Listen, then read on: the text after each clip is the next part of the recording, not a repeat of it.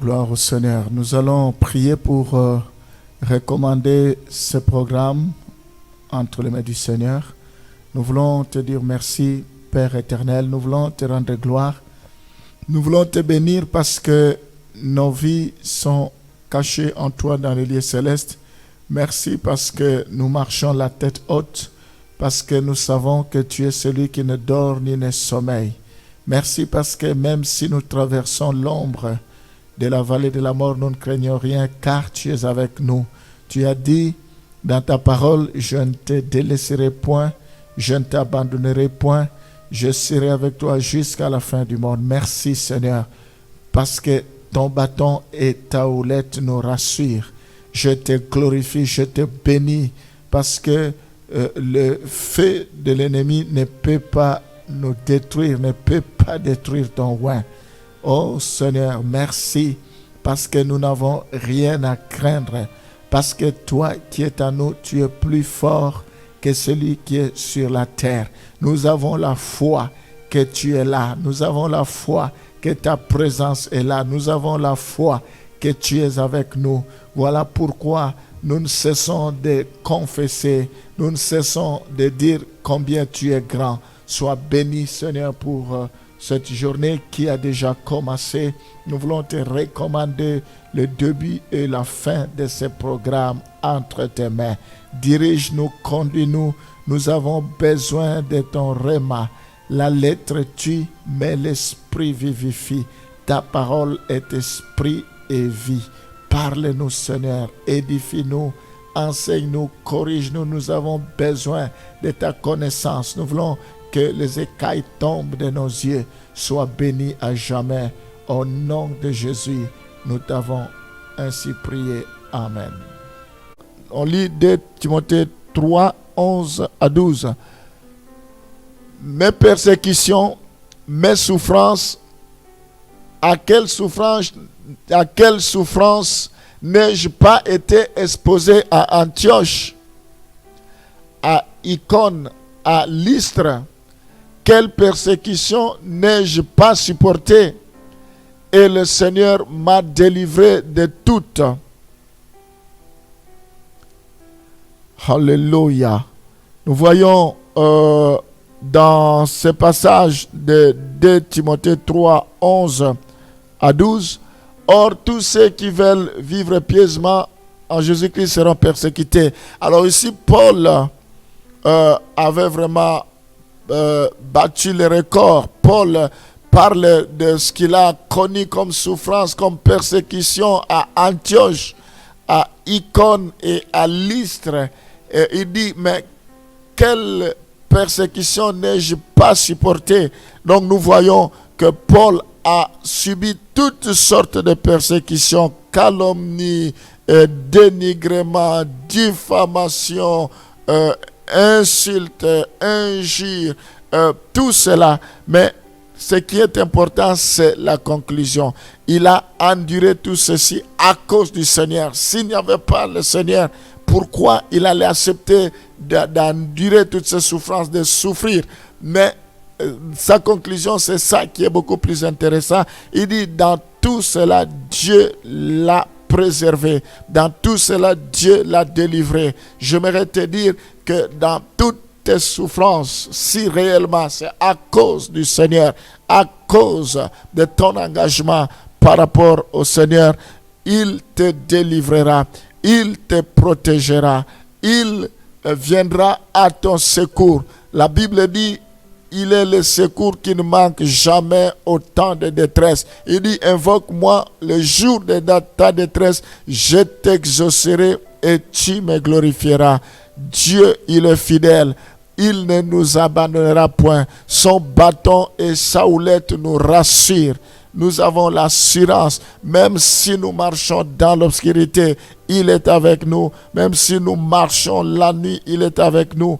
Et il est celui qui ne dort ni ne sommeille. On peut également lire dans 2 Corinthiens chapitre 11, le verset 23 à 28. C'est aussi très intéressant. Sont-ils ministres de Christ? Je parlais à un homme qui extravague. Je le suis plus encore par les travaux bien plus par les coups, bien plus par les emprisonnements, bien plus souvent en danger de mort.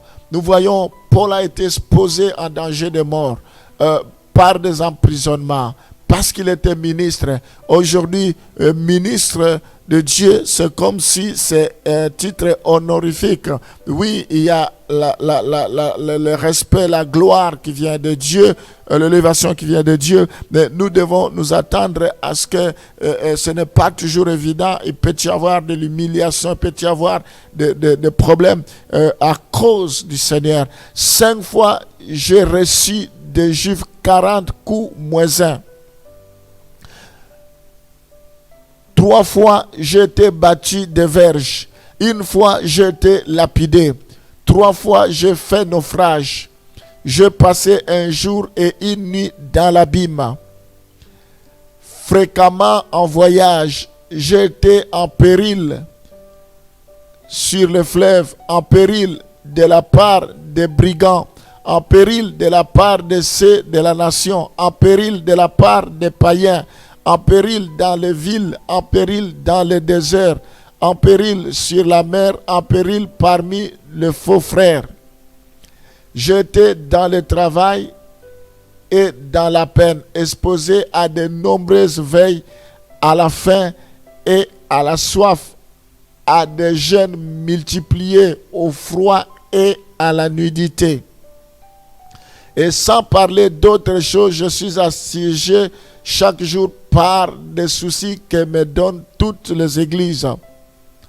Nous voyons dans ce passage, la liste est non exhaustive par rapport à la vie de Paul.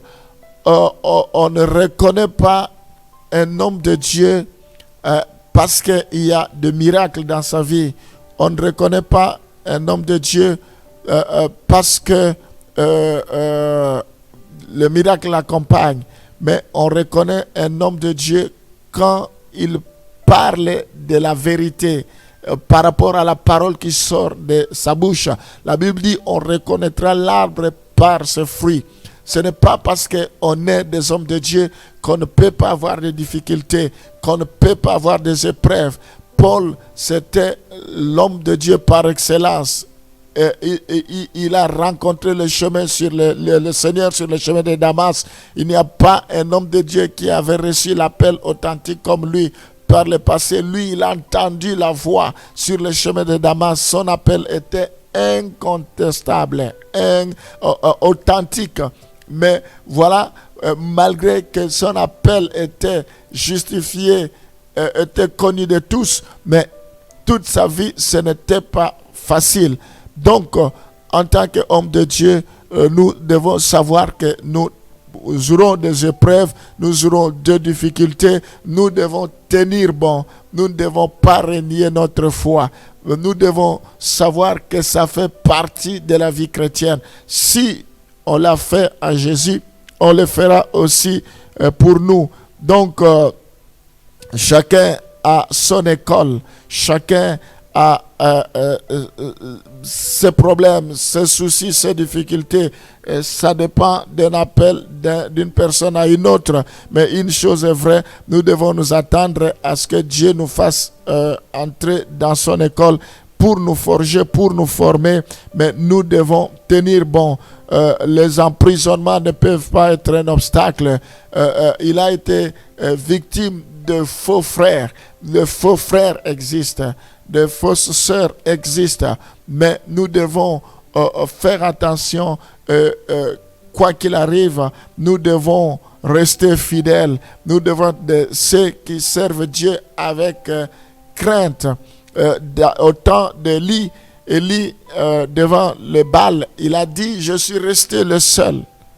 Dieu lui a dit non, il y a encore 7000 qui n'ont pas encore fléchi de genoux. Oui, j'aimerais que nous soyons, vous encourager, que vous soyez ceux qui n'ont pas encore fléchi l'évangile. Parce qu'aujourd'hui, les gens compromettent l'évangile, les gens font des compromissions, les gens marchandent l'évangile. À cause de difficultés, à cause de bien de ce monde. Mais nous devons rester fidèles. Nous devons proclamer la parole de Dieu, rester intègre et fidèle, annoncer la vérité comme cela devrait se passer, comme cela devrait être. Seigneur Jésus-Christ, tu nous as parlé dans ta parole que nous aurons des tribulations. Tu nous as parlé dans ta parole que à tes servants, nous aurons de l'opposition.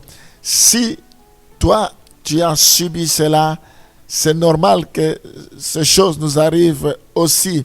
Toi qui es l'arbre vert, s'ils ont fait à toi enfoncer, nous qui sommes des arbres secs, Éternel Dieu Tout-Puissant, je te prie pour que l'opposition ne puisse pas nous ébranler. Je prie pour que les moqueries des gens ne puissent pas nous décourager. Je prie, Seigneur, pour tous ceux qui vivent dans la solitude à cause de l'évangile. Oh, viens à leur secours, que rien ne puisse les décourager. Je prie, quelle que soit l'incompréhension, quelle que soit, Seigneur, l'incompréhension à cause de l'évangile. La Bible dit, l'évangile c'est une puissance pour nous qui sommes sauvés. C'est une folie pour ceux qui ne connaissent pas le Seigneur. Il y aura de l'incompréhension. Protège, Éternel. Oui, je prie pour que tu donnes de la sagesse à tes enfants. Protège le Seigneur, malgré l'incompréhension. Parce que les gens sont obscurcis, leur intelligence est obscurcie. Parce que les gens à qui ils annoncent, peut-être leur cœur est incrédule. Que cela ne puisse pas les décourager. Ce n'est pas nous de les faire convertir, mais c'est toi qui peux les faire convertir. Nous devons faire notre part de responsabilité en annonçant l'évangile. Je prie, Seigneur, pour les persécutions qui peuvent nous arriver. Je prie pour les emprisonnements.